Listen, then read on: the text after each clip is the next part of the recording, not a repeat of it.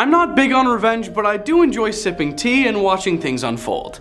I'm your host Yusuf, and these are 10 chilling revenge stories that will keep you up. Make sure to subscribe and ring that bell to get notified whenever we upload a new video.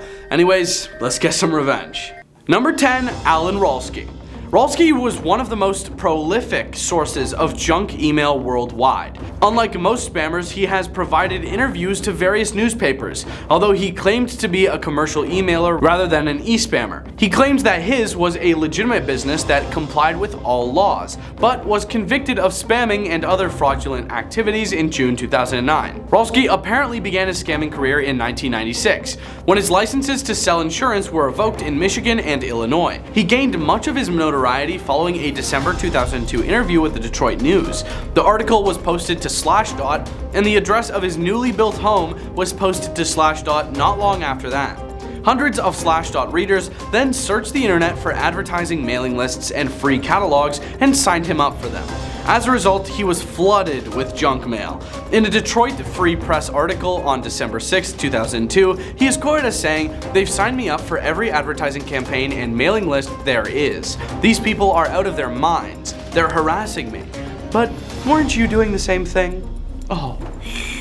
Number 9, Udham Singh. Udham Singh was born Shur Singh on the 26th of December 1899 in the neighborhood of Pilbod in Sunam, around 130 miles south of Lahore, British India, to Tahal Singh, a Cambodge low-paid manual laborer, and his wife Narain Kaur. He was their youngest, with a 2-year difference between him and his elder brother Sadhu.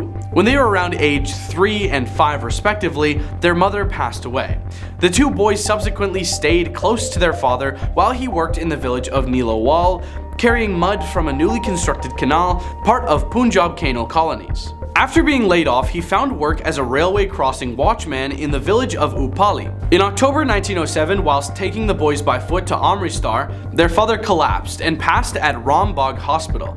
The two brothers were subsequently handed to an uncle who, being unable to keep them, gave them to the Central Khalsa Orphanage, where, according to the orphanage register, they were initiated on the 28th of October. Udham Singh was an Indian revolutionary belonging to the Ghadar Party and HSRA, best known for assassinating Michael O'Dwyer, the former lieutenant governor of the Punjab in India, on 13th of March 1940. The assassination was done in revenge for the Jallianwala Bagh massacre in Amritsar in 1919, for which O'Dwyer was responsible. Singh was subsequently tried and convicted of execution in July 1940.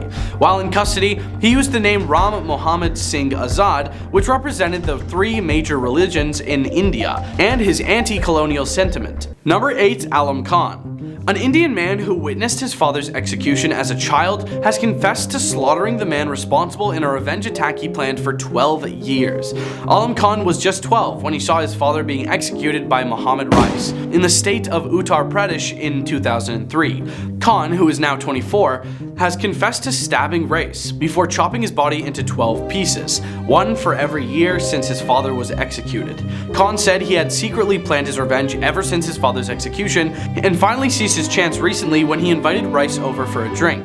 After getting Rais drunk at his home, Khan knifed him before using a hammer and hacksaw to dismember his body. He told reporters on Monday after his arrest. He and an accomplice then packed the body parts into a plastic bags, which they then threw into a river. When the bags washed up on the river's banks, police were only able to identify Rais from a surgery scar on his torso. Khan was arrested after witnesses recounted how Rais had last been seen visiting his home, and made a full confession. Number 7, Boudica. Boudica was a queen of the ancient British Iceni tribe, who led a failed uprising against the conquering forces of the Roman Empire in the year 60 or 61. She is considered a British national heroine and a symbol of the struggle for justice and independence. Boudica's husband, Prasutagus, with whom she had 2 daughters, ruled as a nominally independent ally of Rome. He left his kingdom jointly to his daughters and to the Roman emperor in his will. When he passed, his will was ignored and the kingdom was annexed and his property was taken. According to the Roman historian Tacitus, Boudica was flogged and her daughters abused. The historian Cassius Dio wrote that previous imperial donations to influential Britons were confiscated, and the Roman financier and philosopher Seneca called in the loans he had forced on the reluctant Britons. In 60 or 61, Boudica led the Iceni and other British tribes in revolt. They destroyed Camulodunum, or modern Colchester, at the time a colonia for discharged Roman soldiers. Upon hearing of the revolt, the Roman governor Gaius Suetonius Paulinus hurried over from the island of Mona to Londinium, the 20-year-old commercial settlement that was the rebels' next target. Unable to defend the settlement, he evacuated and abandoned it. Boudica's army defeated a detachment of the Legio IX Hispana and burnt both Londinium and Verulamium. In all, an estimated 70,000 to 80,000 Romans and Britons were slaughtered by Boudica's followers. Suetonius, meanwhile, regrouped his forces possibly in the West Midlands, and despite being heavily outnumbered, he decisively defeated the Britons. Boudica passed by either taking her own life or illness shortly afterwards. The crisis of 60-61 caused Nero to consider withdrawing all his imperial forces from Britain, but Suetonius' victory over Boudica confirmed Roman control of the province. Number 6. Pierre Picaud. François Pierre Picaud was a 19th century shoemaker in Nimes, French, who may have been the basis for the character of Edmond Dantes in Alexandre Dumas' Paris' 1844 novel The Count of Monte Cristo. In 1807, Picaud was engaged to marry a rich woman, but three jealous friends, Lupien, Solari, and Chobar, falsely accused him of being a spy for England. A fourth friend, Alout, knew of their conspiracy but did not report it. He was imprisoned in the Fenestrelle fortress for 7 years, not even learning why until his second year there. During his imprisonment, he ground a small passageway into a neighboring cell and befriended a wealthy Italian priest named Father Torri, who was also held in the fortress. A year later, while Torri was passing away, bequeathed to Picaud a treasure he had hidden in Milan. When Picaud was released after the fall of the French imperial government in 1814, he took possession of the treasure, returned under another name to Paris, and spent 10 years plotting revenge against his former friends. Picaud first executed Chobar, or had him executed. Picaud's former fiancée had 2 years after his disappearance married his former friend Lupien, who became his subject of his most brutal revenge. Picaud tricked Lupien's daughter into marrying a criminal, whom he had then arrested. Lupien's daughter promptly passed of shock. Picaud then burned down Lupien's restaurant, or arranged to have it burned down, leaving Lupien impoverished. Next, he fatally poisoned Solari and either manipulated Lupien's son into stealing some gold jewelry or framed him for committing the crime. The boy was sent to jail and Picaud stabbed Lupien until he passed away. Number 5. Julien Barreaux. Watch out who you slaughter in the virtual world, cause it may inspire someone to attack you in the real one. That's what happened to one Frenchman who was stabbed and nearly slaughtered by a fellow Counter-Strike player. Julien Barreaux reportedly spent 6 months looking for the person who slaughtered his online character in a virtual knife fight, and eventually found the foe living only a few miles away in Cambrai, a town about 2 hours north of Paris. The 20-year-old, armed with a real-life kitchen knife, went to the man's house and brutally stabbed him in the chest. The victim, identified only as Mikel, survived the assault after the blade missed his heart by less than an inch. Barreaux was arrested within the hour and told us he had wanted to see his rival wiped out for slaughtering off his character. A police officer testified at the trial, the Telegraph reported. The overzealous video gamer will spend 2 years behind bars and receive anger management therapy.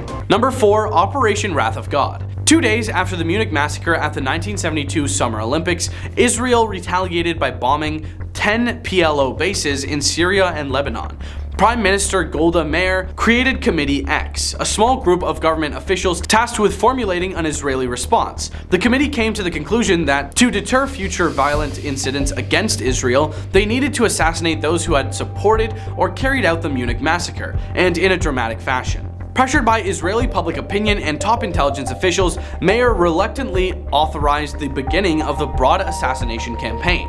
Yet, when the 3 surviving perpetrators of the massacre were released just months later by West Germany in compliance with the demands of the hijackers of the Lufthansa Flight 615, any remaining ambivalence she felt was removed. The committee's first task for Israeli intelligence was to draw up an assassination list for all of those involved in Munich. This was accomplished with the aid of PLO operatives working for Mossad and with information provided by friendly European intelligence agencies. While the contents of the entire list are unknown, reports put the final number of targets at 20 to 35, a mix of Black September and PLO elements. Once this was complete, Mossad was charged with locating the individuals and slaughtering them. Number 3. Jeanne De Clisson. With the English king's assistance and Breton sympathizers, Jeanne outfitted 3 warships. These were painted black and their sails dyed red. The flagship was named My Revenge. The main sailing ships available in Brittany at the time were of the cog type. The most visible giveaway that a ship was no longer just meant for cargo was if it had a forecastle or aft castle constructed on it. Not all of these were permanent in structure and were not integrated into the hull. The ships of this Black Fleet are said to initially attack shipping in the Bay of Biscay, but then moved into the English Channel hunting down French commerce ships, whereupon her force would slaughter entire crews, leaving only a few witnesses to transmit the news to the French king. This earned Jeanne the moniker the Lioness of Brittany. The type of warfare is termed commerce raiding and is similar to guerrilla warfare on land. Its main intent is to destroy or disrupt the logistics of an enemy on the open seas by attacking merchant ships rather than engaging in actual combatants. Jeanne did all of this because her husband was imprisoned by the French. Number 2, Alexander the Great. Alexander the Great is probably the greatest general to ever live. He was also a hardcore fan of philosophy, with the great Aristotle as his tutor. What you might not know about the famed Greek king is that he was way too ruthless at times. The Tyrians learned this the hard way. Alexander the Great preferred to negotiate before settling matters on the battlefield. For that reason, he sent some of his men to negotiate with the island of Tyre. The Tyrians, who probably had never heard of the Greek king and what he was capable of, slaughtered these soldiers and threw their bodies into the sea. Even though Alexander got furious, he remained calm and ordered his men to build a causeway.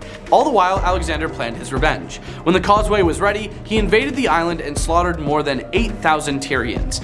Number 1, atomic bombs. In the final year of WW2, the Allies prepared for a costly invasion of the Japanese mainland. This undertaking was preceded by a conventional and firebombing campaign that devastated 64 Japanese cities.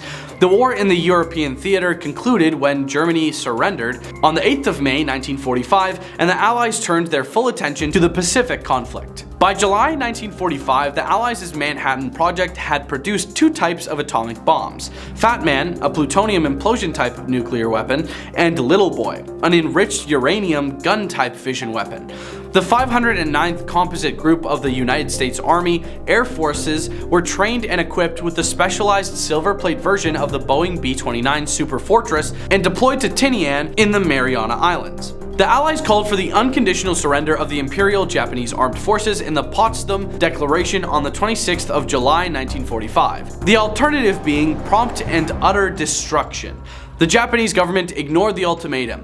The consent of the United Kingdom was obtained for the bombing, as was required by the Quebec Agreement, and orders were issued on the 25th of July by General Thomas Handy, the acting chief of staff of the United States Army, for atomic bombs to be used against Hiroshima, Kokura, Niigata, and Nagasaki. On the 6th of August, a little boy was dropped on Hiroshima, to which Prime Minister Suzuki reiterated the Japanese government's commitment to ignore the Allies' demands and fight on. Over the next 2 to 4 months, the effects of the atomic bombing slaughtered between 90,000 and 146,000 people in Hiroshima. For months afterwards, many people continued to pass away from the effects of burns, radiation sickness, and injuries compounded by illness and malnutrition. Japan surrendered to the Allies on 15th of August, 6 days after the Soviet Union's declaration of conflict and the bombing of Nagasaki. Thanks for watching!